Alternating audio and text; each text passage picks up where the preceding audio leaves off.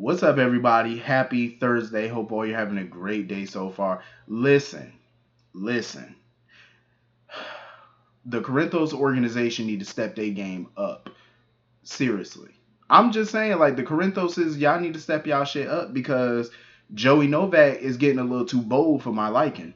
Like, he getting too damn bold now. He crossing lines. Now he's stepping up to children now, teenagers. No, fuck all this. He need to go. Jason needs to stop all this nice shit. Oh, I'm gonna send him a warning. You already gave him a warning when you whooped his ass the first time. He clearly didn't get that message when you gave him a beat down. He's getting too out of control. Joey getting a little too bold. Like he's sitting here. First of all, he done tried to pressure Spinelli to join his organization. Then he popped up at the Metro Court harassing Carly at her place of business. Now you're popping up at Kelly's confronting a teenager, spouting off about, oh, I'm gonna tell your mom and Jason I'm gonna be at the volleyball game. I'm gonna be right behind them, and oh, I'm gonna be cheering you on and all that stuff. He's crossing the line. See, any real mobster would have been had his ass by a meat hook by now. They would have been had his car rigged for an explosion. Jason sitting here. I seen the preview for the next episode. Jason talking about, oh, this is your warning to stay away or whatever. No, Jason, we're done with warnings. His first warning was that ass whooping. The second warning was when Brando had to step up, at the Metro Court on him. That was your second warning. We ain't getting no three strikes you're out. It's time to get them guns and two up. It's time to go to war. Fuck all this, because I feel like even if he gives him another warning, Joey gonna step out of pocket again. And where is his uncle at? Because his uncle's supposed to be keeping him in line, and clearly his uncle is just letting him run loose. Because Joey is really getting out of pocket, and Jason need to silence his ass. Like, you really need to nip his little ass in the bud, because he getting too bold for my liking. Like he really is. Jocelyn, I will say, handled herself quite well with him. Like, she didn't seem intimidated. Like, she was like, okay, I'm gonna talk to my mom and Jason. She was like, I'm gonna let Jason know. She was like, he gonna deal with you. He gonna be looking for you. I like that. She got spunk. I like that. She got a little moxie to her. You can tell she Carly daughter because she don't back down worth a damn. Even when you got some greaseball coming up in here basically subliminally threatening you, and you still sticking up to him like, okay. Cameron was pissed off though because he felt like he could have protected Jocelyn better. In my opinion, Cameron did nothing wrong because in that situation, what Cameron did was the smart move. He didn't make a move. You know what I'm saying? Like, you're dealing with mafiosos. You do not make a move on them. Because that situation, had Cameron made a move, that situation could have got worse. It could have got bad. Guns could have got drawn. They could have put their hands on y'all. Anything.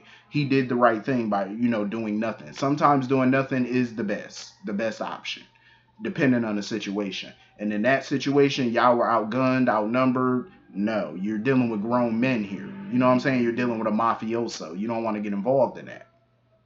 And Jocelyn knew how to handle the situation anyway. She was like, I'm going to go find my mom, let her know what the hell going on. And she just told Cameron, stay out of it. Just, this family business, you need to just back off. I like how she did not involve him in that.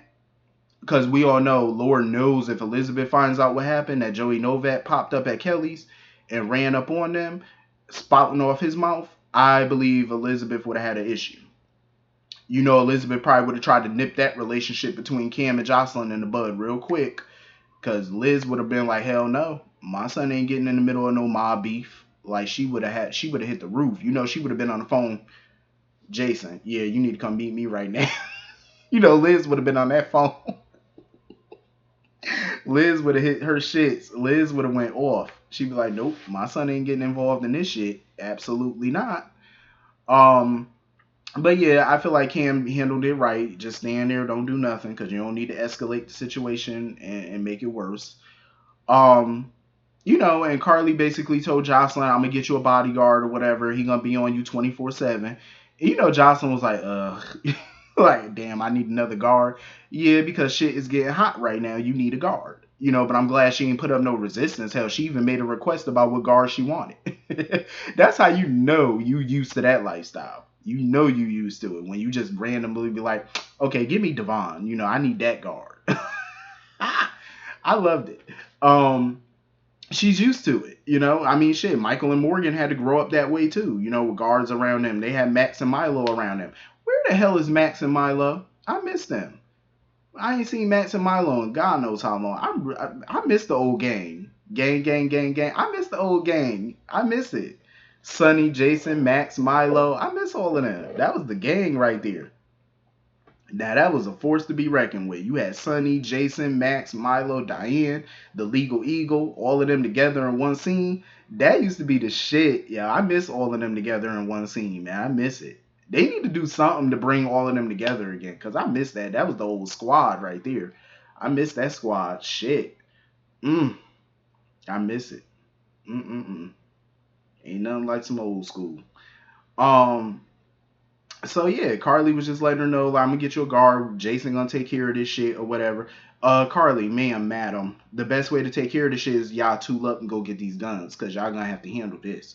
Cause trust me, warning Joey Novak ain't gonna do y'all no bit of good. Person like him, they don't care for warnings. They only respond to one thing, and that's a shoot. You need to shoot him. You need to get rid of him. Um. So anyway, here go Jax. Lord have mercy. What danger have you gotten our daughter into now? I'm like, oh, Jax, go sit the hell down. I'm tired of his little preachy ass. Go sit down, Jax. We get it. We get it. You don't want your daughter around the violence. We get it. Okay. I mean, I'm not gonna say he ain't got the right to be upset or disturbed by this, because you know he was sitting over there eavesdropping when he heard about Joey Novak. So you already know he was pissed. He was boiling. I'm like, Jax, calm the freak down. Just calm your ass down, because I see you getting all red in the face. Just relax. You looking like Santa Claus' little brother. Relax. You know, he getting all jolly red. I'm like, calm down. Um, I mean, like I said, I get it. You know what I'm saying? Like, you're concerned for your daughter's safety. That's natural. Of course you do. But my thing is, I hate how he always act like Carly's not concerned for their daughter's safety. Of course she is. What parent wouldn't be? Well, other than Gladys, but what parent wouldn't be concerned? I mean, but shit, what else do you want her to do? You know what I mean? This is the life. This is mob life. You know, it comes with the territory. You think this is the first time one of Carly's kids was threatened by another mobster? Shit, she's used to it by now. You know, that's the life they're in right now. I mean, getting out the mob is not an easy thing to do.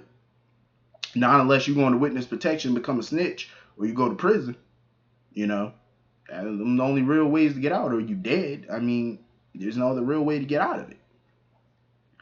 Um, that's the business. You know, that's the nature of the beast. Um, I'm glad though. But moving on from that, I am glad that Britt had that conversation with Jax. I really am, because he's been a good friend to her. You know, of course, Carly was sitting there being all nosy. Oh, you and Britt still seeing each other? He was like, Carly, me and Britt ain't never been seeing each other. Exactly. That was just sex. That's all it was. And they're cool. You know, they've turned into some decent friends, I guess. I guess you can call them friends. You know, and he was just basically, you know, trying to use reverse psychology on her ass, you know, trying to use Carly as a reason and for Britt to take the job as co-chief of staff. Um, and I'm glad Britt is gonna take the job, because I agree with her. The hospital is bigger than her ego. Like, just take the position. Monica wanted you and Dr. Randolph to take the position because y'all both bring something unique to the job, and y'all both are qualified. So take the damn position. I mean, you're still a boss. You still get say so. Y'all just sharing the position. That's all. You still get to keep your salary. I would have took it. You know. Um. So anyway, I'm glad, you know, like her and Dr. Randolph had that conversation. Her and Terry had that talk or whatever.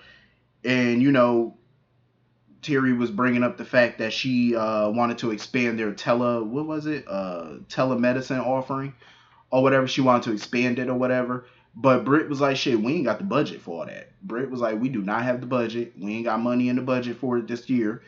So, you know, they started bickering or whatever. And I'm like, well, that's how businesses are run. That's how hospitals are run. That's how companies are run.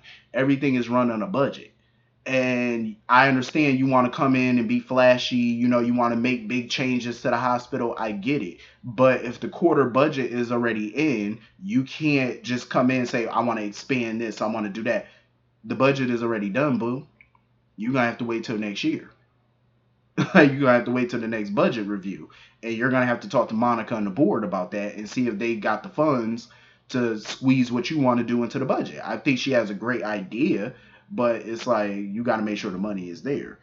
Um, and I get it, that's why Britt was like, she not really a team player or whatever. I'm like, Britt, well, you need to be a team player because that's a huge responsibility being chief of staff. So you just need to go on ahead and work that out. And, I think that they can do a good job together. I mean, I'm not expecting anything less from them. I already know they're going to be at each other's throats every single day.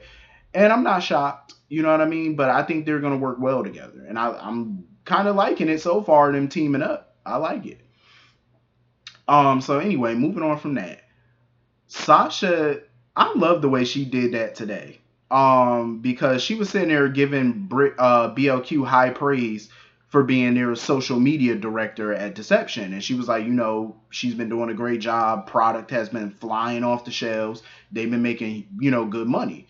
So she wanted to give her a perk that comes with her job, being social media director. And BLQ was all soup, talking about, oh, what perks do I get? She was like, well, shit, you get a new assistant for one. I said, oh, Lord have mercy. As soon as she said that, I said, oh, God. Then here come Gladys up in here. Gladys was looking good. I ain't gonna lie. She looked good. I said, but that ain't no damn perk. That's a disaster in a business suit. Gladys comes sashaying her ass up in here, trying to act all sedity and snooty. Oh, we're equal. We're this. We're that. Gladys, go sit down. Go sit down, Gladys. You ain't no equal nothing. You go sit down. You are an assistant. Go sit down. You push paperwork. You make phone calls. You get coffee. You know what I'm saying? You answer the phones. You make coffee. You make copies. That's what you do. Don't come in here acting no fool. So of course BLQ was asking her all these questions about her resume. This heifer, I'm like, she didn't even know what a resume. She just seemed like she just don't even know what a resume is. You don't know what this is. I'm like, have you ever worked before? Like, you over 60. Have you never had a job before, huh? Like, what is your qualifications? She's sitting there talking about she used to be a salesperson for some company, Kobe Clean or whatever. Um, I was just like, yeah, this ain't gonna work. I knew it from jump. This wasn't gonna work out with her. And come to find out, Kobe Clean, that was a damn pyramid scheme. And the CEO was in prison right now. I said, Lord have mercy. I said, of course, she was in some shady business. And Gladys sitting there, oh, I had nothing to do with that. Mm-hmm. Sure you did. BLQ was not happy about Gladys being her assistant. She was not happy. She said she's gonna be a terrible assistant. I said, yeah, you're right. She is. She definitely is. But Sasha, she was happy because she was like, shit, I just threw the bitch a bone. She was like, you could be an assistant, let her be BLQ's assistant, and get her out of my hair. And her and Brando went to go look at apartments. Go look at his new place or whatever. Um, Gladys was terrible. She went up to some chick at the bar, potential customer at the bar, trying to sell her some product. And she just basically insulted that woman.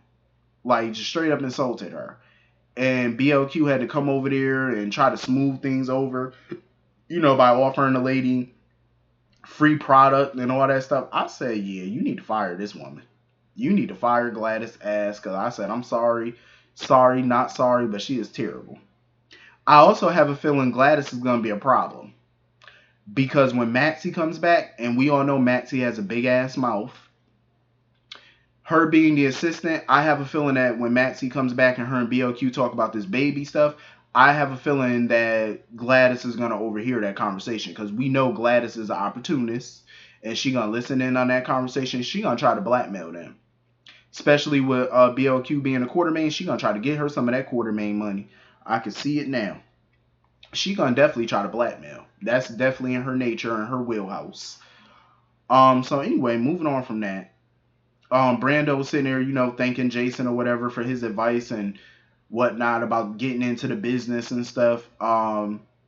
And Jason figured that Sasha wanted, offered him an ultimatum or whatever. He was like, yeah, she did. But I'm glad that Brando chose otherwise to not be in that business. Do I think eventually he's going to get into it? Probably, more than likely.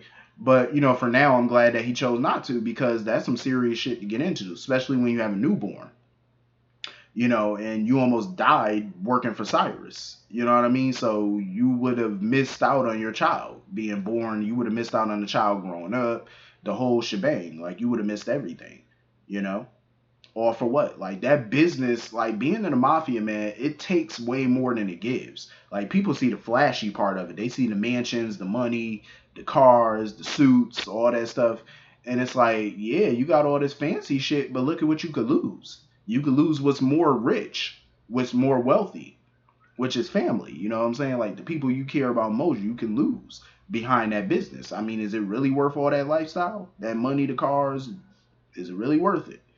So I'm glad he chose to, like, for the time being, get out of that mess. Um, so anyway, I did love that scene though between Jason and Cameron at the gym. And he had told Jason about Joey Novak and stuff like that. But Cam, he was punching that punching bag. I said, Cam, it ain't nothing wrong with learning how to fight, but you need to back down when it comes to some mafiosos, because you might know how to fight, but they got guns, and trust me, that bullet is a lot faster than your fist. I'm just saying, you might want to stand down, young fella. Stand down. You don't want to get hurt now. Um. So anyway, moving on from that. Everybody worried about Aunt Stella. She done had another stroke. Apparently she forgot why she was even at Kelly's. She forgot about the papers because Cam wanted to tell her about the envelope she had, which had Curtis and Jordan's divorce papers in it. Apparently the damn envelope got wet because of some coffee, and somebody at Kelly's threw it in the trash. I said, Lord have mercy. So now Jordan and Curtis are gonna have to refile the damn papers. I said, good God. Um, everybody sitting there blaming themselves. Portia and Curtis sitting there blaming themselves for her having another stroke or whatever. I'm glad Aunt Stella took responsibility for it. She was like, no, I'm to blame for it because I was meddling in everybody's business. I said, exactly. Like, I wouldn't wish a stroke on nobody, honestly. But still, it's like, if you had a stroke before, why would you get involved in other people's business knowing how stressful that can be and the stress that it can have on your health? You know what I'm saying? Because Curtis had to unload on her. Portia had to unload on her. That's not good for you. You know what I mean? So she should have definitely stayed out of it. I'm glad she learned her lesson. Hopefully she learned her lesson. Like, your health is more important. Like, and being in other people's business is bad for your health. Take note of that. You gotta mind your business sometime. You just gotta do it. You can't be in everybody's damn business. And she better thank her lucky stars that Cameron was there and he knew what to do, because thank God his mother's a nurse and she taught him and his brother all the warning signs of a stroke and he acted quickly on it. Otherwise, she would have been, singing with the angels right about now. So, you got to thank Cameron for that. He did a good job. At least he was, helpful with, Stella and stuff like that. So Cameron shouldn't feel useless. You know what I mean? Like, he does what needs to be done when it needs to be done. That's a good thing. So anyway, that was pretty much the whole episode. Hit the comment section. Let me know what y'all thought about it. And I will see y'all all later. Have a great day. Peace.